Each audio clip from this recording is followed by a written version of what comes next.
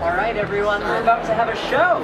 Let's do this. Paris Hilton, a pop culture icon. She's no stranger to the spotlight or the stage. But singing at the top of her lungs is a side of Paris most people haven't seen in a while. It's been nearly 2 decades since her first album, and now, at 43, Paris is relaunching her singing career and reintroducing herself as a pop star. Let's talk about the album name. What does it mean to be an infinite icon? I thought it was the perfect title to describe me.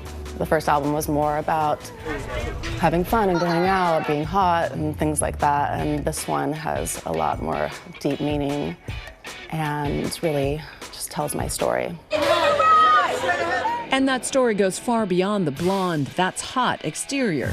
Tonight, a look at Paris, the performer. As long as we're here together, let's stay young. And the survivor, behind the picture-perfect yet complicated persona.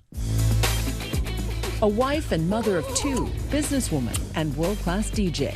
Now harnessing the lessons she learned the hard way, how she leveraged her ditzy stereotype to get ahead instead of letting it take her down. And the impact of opening up about her childhood traumas, the sexual assault and abuse she says she suffered at boarding schools that were supposed to help her find her way. Tell me about the response of putting all of that trauma, all of those secrets into the world. It's been just incredibly healing, just to tell my story and help others through it. Her party girl image actually darker than it seemed. The party girl saved you in many ways. In many ways, just saved me from pain. Paris also getting personal in her new music, including a song she says is about her superpower, ADHD. It was ADHD. Tell me about those lyrics. The song means so much to me because having ADHD, and especially a teenager, back then, no one was really talking about it. And if they were, it was always in a negative way.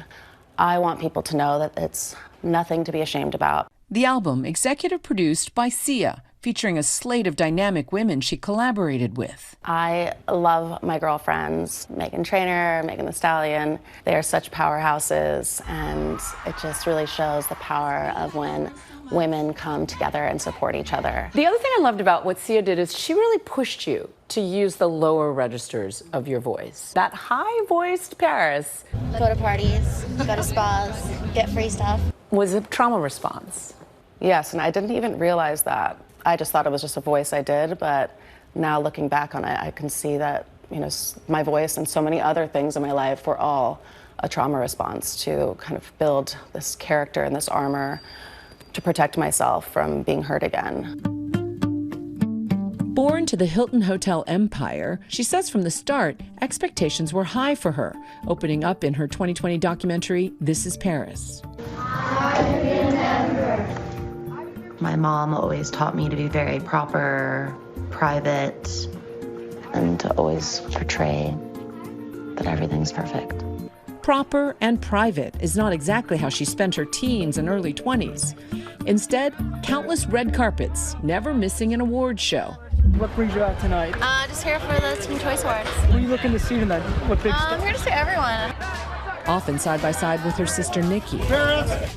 In some ways, she was one of the original influencers. Once mocked as famous for being famous, it was her reality show with Nicole Richie, The Simple Life, that shot Paris to even greater fame. The duo instantly becoming television's newest it girls. But along the way, it wasn't all champagne and caviar. The sexually explicit videotape of Paris and her former boyfriend, Rick Solomon. The infamous sex tape was released with the entire world looking on, showing Paris and her then boyfriend, who was 13 years her senior. It became fodder for tabloids and a punchline for comedians like Joan Rivers.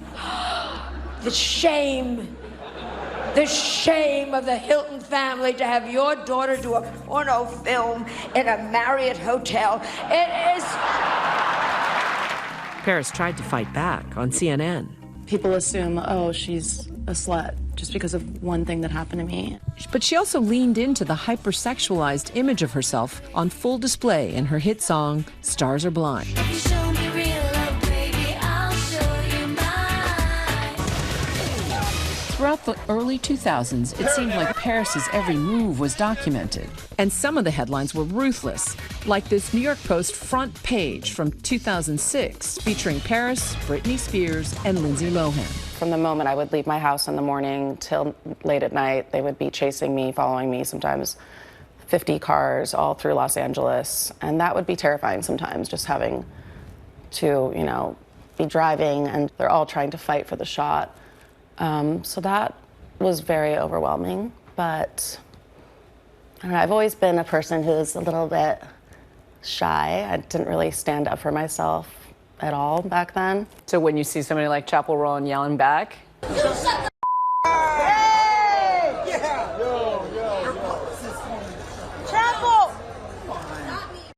I love that she really just has respect for herself and she just speaks her mind and is brave and confident. Paris also capitalized on the paparazzi attention and the stereotypes to build her very own empire.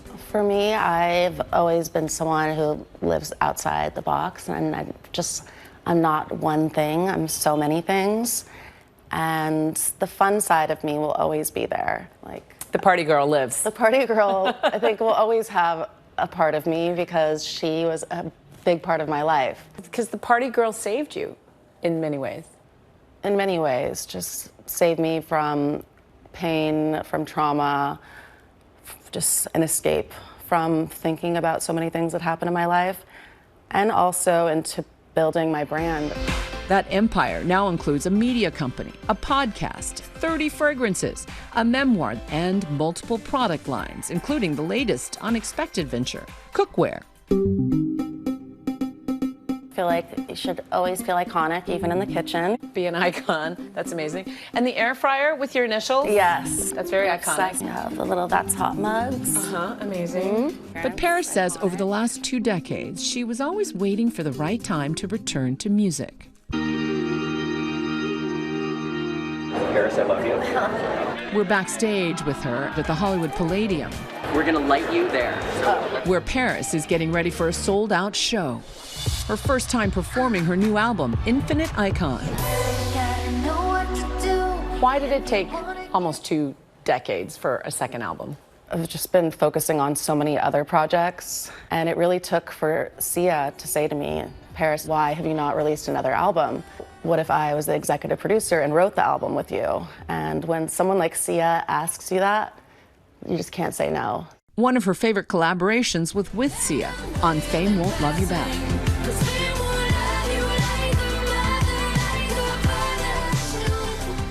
What does that thematically say to you at this stage in life? For me, growing up, I was like, well, if I become so famous, that's what love is about and happiness. But sometimes it could leave you feeling empty inside. And I've learned now in life, with my husband and my children, that that's what really matters in life. While she's focusing on what really matters, she's also revisiting one of the most iconic eras from her past. Everyone thinks Nicole and I are these 2 girls who've never worked a day in their life. On The Simple Life, Paris and fellow socialite Nicole Richie ditched the stilettos to experience life outside Hollywood, like living on a farm in Arkansas. I'm never drinking milk again. Ever again. And 20 years later, the duo is getting back together for a reunion show. How are you two different as people now than you were back then? We both have been through so much. We both have grown up so much. Now we're just happier than ever with incredible marriages. Our husbands are our best friends. I'm just so happy for both of us. Coming up, Paris Hilton is synonymous with glitz and glam, but these days, her life is also filled with baby drool and diapers. And how the abuse she says she experienced as a teen is informing the mother she wants to be. We'll be right back.